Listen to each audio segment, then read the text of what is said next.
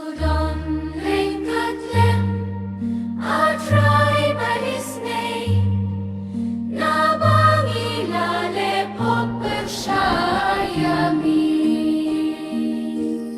To them shangi ko Trai shashkor ka jing perta. What can that you pait bawang ki popantla kik ba jongi hendai ya meki ya persha da pop da sang belai ban nhiều ya kingim la Udom Ryngkat Lem a Trai by his name na pagilale popper shayami Khush lai men ngis nghèo đéo jing mà men miết ki thap nong shun bad lok shukor ki kar haban daya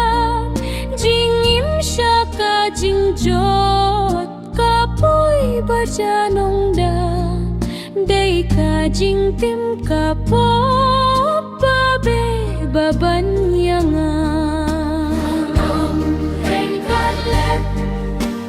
Trai by his name, nabangilale popper shayami.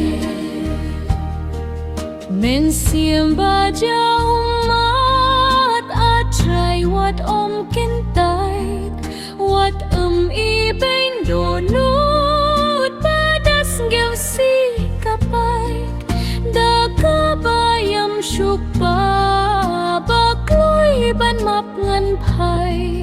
hala u khun jing map ko pa tu the kar hai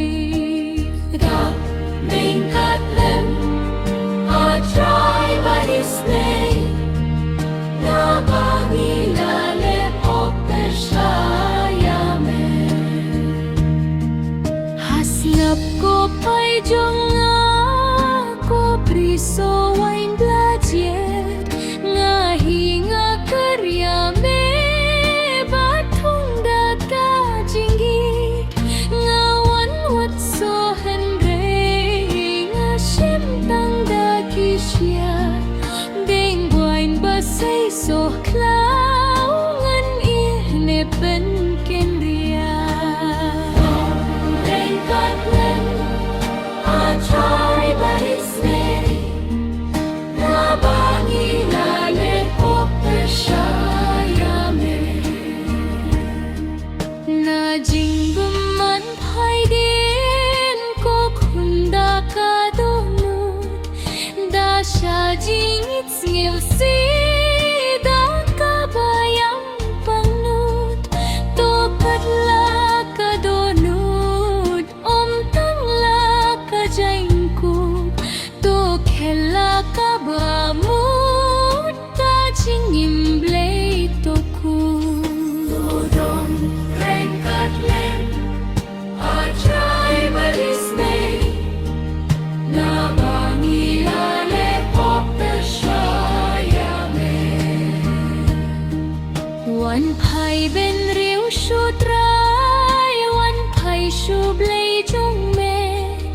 leng kor ka pop ngan shim